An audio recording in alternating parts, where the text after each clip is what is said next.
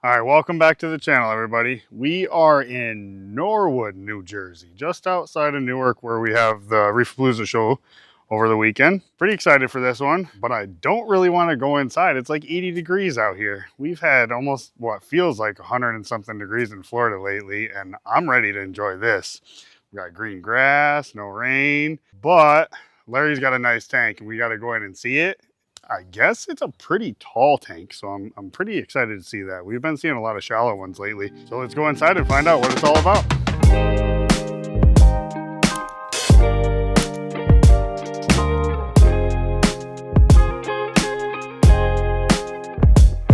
Well, thanks for having us. I'm glad we finally made it. Oh, yes. Welcome. I've been seeing you guys at the shows for how many years now? Since the inception. Years and years. So we have a, what? It's a 6 foot, 280. 280 gallon aquarium. I think it's pretty cool. I like the height. So can we talk about that a little bit? It's 72 by 36 by 24 inches deep. Correct. And we've got like a rock wall style aquascape. You want to tell us a little bit about that? You were telling us a little bit earlier. Sure. So I'm a certified diver, and I go diving quite a bit down in the Caribbean. And I noticed, corals don't grow just on the rocks. They grow up on pillars and on, around cave work. And there's lots of nooks and crannies. And I kind of wanted to recreate that biotope, so to speak, in my house. Yeah. So it works. The fish like it. I see they can actually go behind and you actually don't see them. There's a bunch of little caves and everything back there. It is very natural look. So how do you think that does with the flow?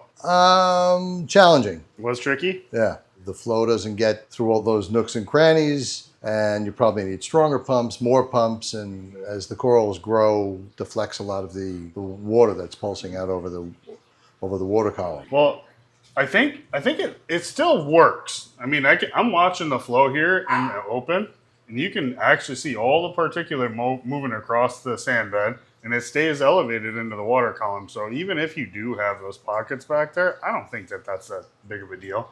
I mean, you did say the tank's been running for 10 years? 10 years now. Yeah. So, look, if it hasn't faltered in 10 years, it's not going to.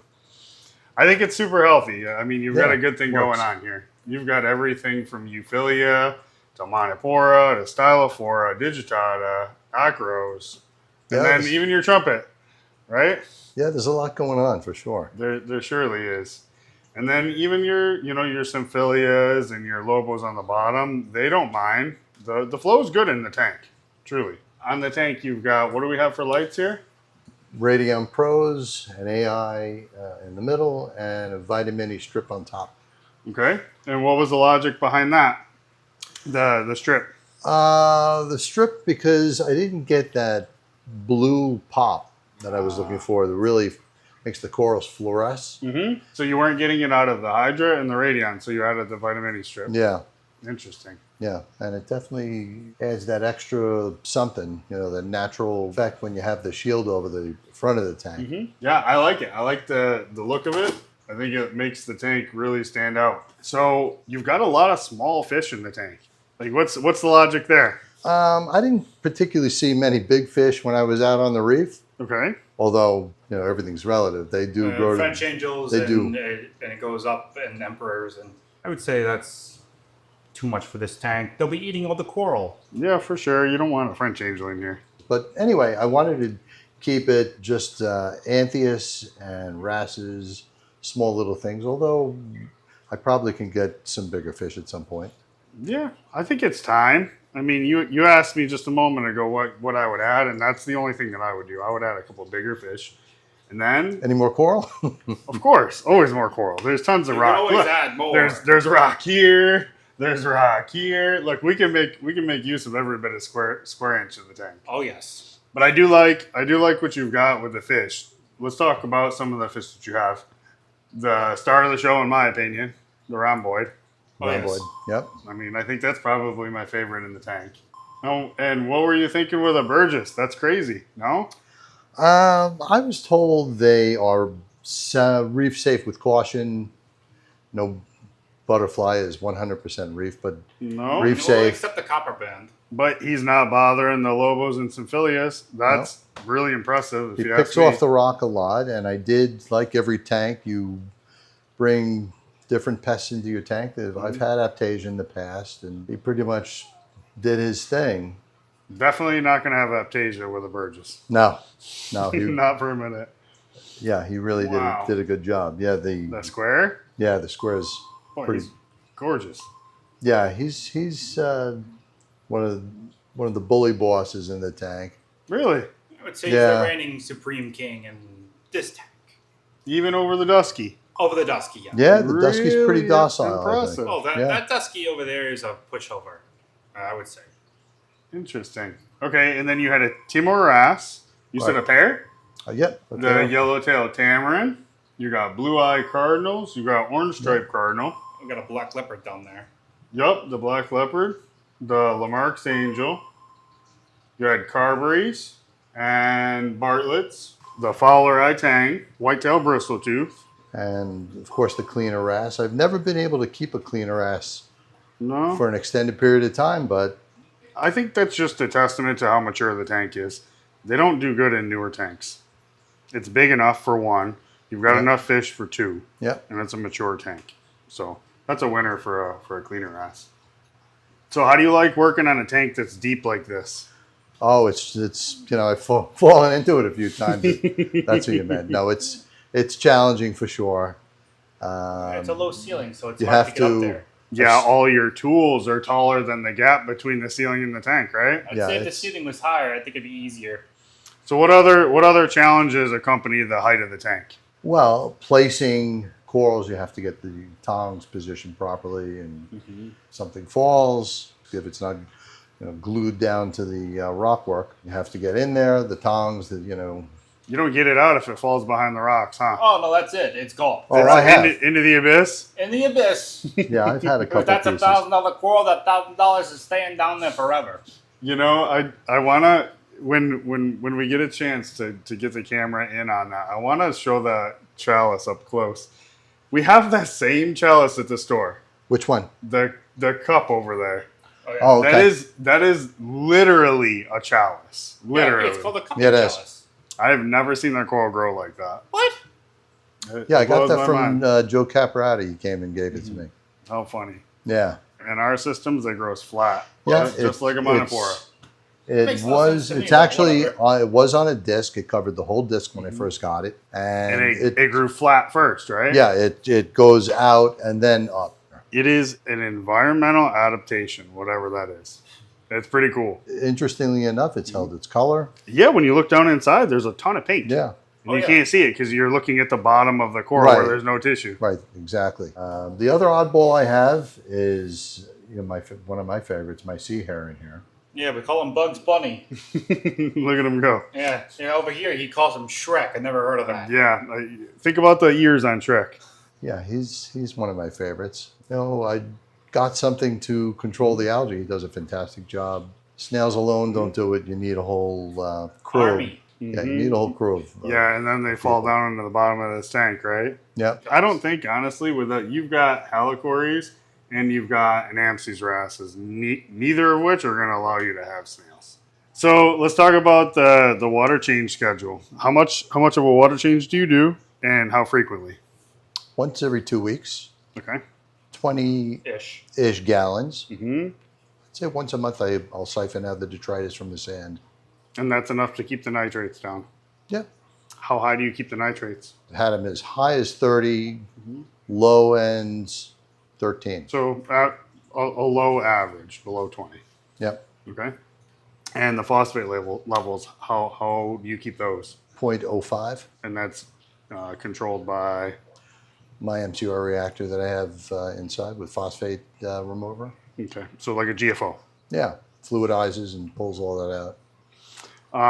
So what is your target alkalinity? Right around 9. And what about the other parameters like calcium and magnesium? Calcium 450, magnesium 1400 is tops. I have a hard time getting it even up there. The corals just They suck it down, huh? really drink it down. I have a 5,000 milliliter bottle back there, and it's So do you what salt brand do you use then?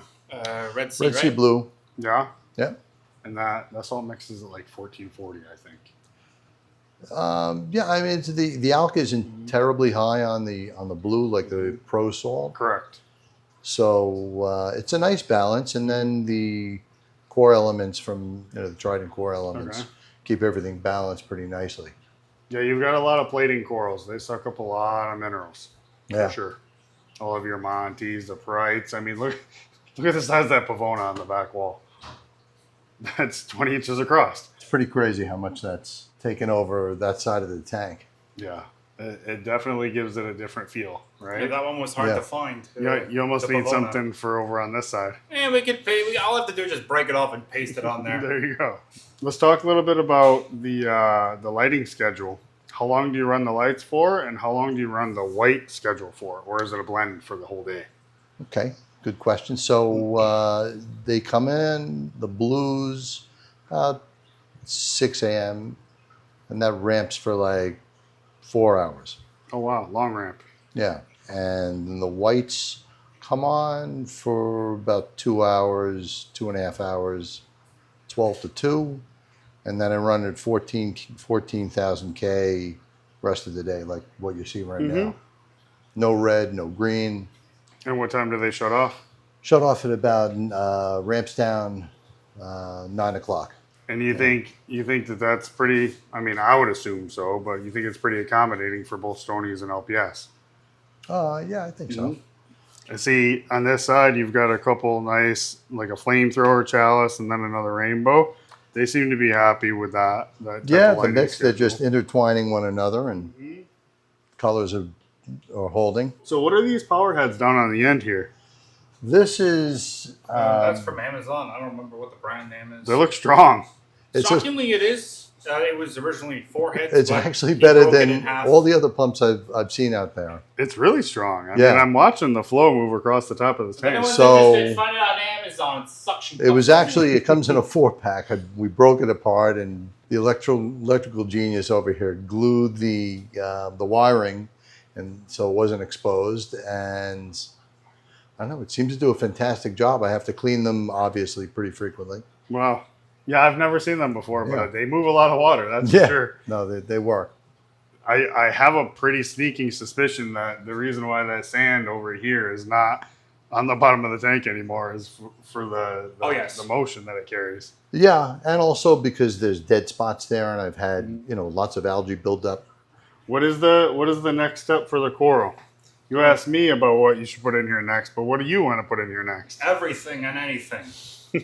Well, I haven't really tried tenuous, something that I've never tried, that I don't have in the tank I now. thought we have tried maybe- this before. No, we've never had tenuous. They have a good polyp extension. Yeah, they're very slow growers. I don't know too much about them, but if I was going to do that, I would maybe try one just to see, Yeah, but that's really about it. I don't know. What would you want to put in here? I like anything in a deep tank. I like anything that branches. But the downside is so similar to what we were just discussing with a coral like that. They have a really long extended branch. The downside is it fills the tank nicely, but when they grow big like this in a deep tank, you end up breaking off pieces all the time. Oh, Your it hand. happens all the time. Mm-hmm. This I've done that quite a bit. Exactly. Same type of Same thing. exact type of thing. But that's Yeah. what really makes a tank like this, to me, stand out well, is that texture. You've got a tall tank. Yeah. You've got your rock structure that's pretty recessed to your viewing panel. Yeah. So you need something that fills that void forward. Right. But it does make it tricky to get to the bottom. But traditional sunset, that's one of my favorites. Yeah, it's covered the whole rock, which is kind of the look I was going for. In the last video that we just did today, because we had another one before you, Right. I referenced a gentleman from Ohio. His name was Brad. And he had the biggest one I've ever seen. And it was easily... What, a sunset Monty? Yeah, it was Oh my easily goodness. this big around in the center. Yeah, they cover everything. Beautiful coral. So you have a UV sterilizer on here. How many watts did you say? 60. 60 watt UV sterilizer and a big monster chiller. That thing's Yeah, a- one horse a Arctica. beast. One horse chiller. That's crazy. It's huge. Yeah. Yeah, 240 volt and everything. Yeah, it's very efficient. Yes, it does draw a lot of power. It's on its own line, but It clicks on and it gets cools it off quickly. hot, huh? This tank runs warm? In the summer it does. Really? Yeah. And right now, Winter in here, it time, says I don't 79 think I hear it degrees, click right there on in the at little all, wee cove ever. here. Interesting. Okay, so let's go back to that. This is a Nios 200 skimmer, and this is a Core 20 pump. Yeah, that's a Core 20. Okay, and you've got a little bit of Kato down there with a Kessel light. Yep. How often do you have to trim that up? Once every month. Okay, and this is an eShop sump. They run a. eShops. I think they're the only brand that runs a 10-inch filter. eShop's Royale Sump, if I remember correctly. I forget what the model Gen is. 1, yep. Okay, this whole tank runs on 1-inch drains. Yeah. That's crazy, No, but it you're works. So. Right. Oh, yeah. Yeah. It works and stuff. So Yeah, there's a decent amount of chambers in there Mm-hmm. and distribution for different items you'd like to put in the sump. Mm-hmm. And I like the core pump because you can customize the flow where it's really adjustable low on the early in the Neptune morning, then Apex it ramps all the way up, Mm-hmm. creates a more powerful turbulent stream going back to the tank. And toward the end of the evening, it really slows way down, Nice. which is a nice feature on this pump, which you don't have, which a lot of other pumps. It looks like the only thing that we got to talk about is you've got a side project going on over Oh there. yeah, my little side project. You know, we got a little side project going on over there. So what's the plan for that tank? That's an LPS Dominant right there. Okay. And it's 4 foot long. Yeah, that's 4 feet long. Like 5 feet high, like 2 feet wide. Nice. Well, I'm sure you're chomping at the bit to get some corals in there, huh? I'm dying to get some corals, but this one always says, "Wait off." You know, you can't put nothing in there yet. I want my torches and stuff. You want to know what the truth is though? Yeah. You should listen to your dad. Unfortunately, yes. Go slow. I mean, you still got a little bit of dinos in there. You got to kind of get Yep. over that phase. Many new tanks go through that phase, and most people that are reefers, if it's new or old reefer, don't realize when you have a new tank, yeah, you're all excited, but you can't just load it. You don't throw water Oh, in, you load gotta it go up with clothes. slow. Truthfully, you should probably take some media or rock or Oh, I something did that already. good. It's over there. Throw some more in there. Throw it right in the tank. I know it helps a lot. It'll fight that dinos off real quick. But anyway, so now we got to see you guys at the show because we got to find a couple corals to put in here, and we got to find a couple corals to put in there. I'll leave that up to you tomorrow when Yeah, we stop perfect. over. Yeah, you'll come up with something fun and exciting for me. You know what? Tommy picked out a bunch of really nice corals, so we got to make sure we go see him tomorrow. Well, I'm excited to see you. I'm thankful you So guys happy let you us came. into your Thank you. home. Yeah. And it's a beautiful aquarium, so maybe we can get some nice close-up shots of the coral before we go. All right, we've got Reefapalooza in New York this weekend, but I think by the time we post this video, it's worth noting that we've got Reefapalooza again in California. So that's August 30th and 31st. Same thing. Make sure you stop in and see us. Both Vic and I will be at the booth. We'll see you then.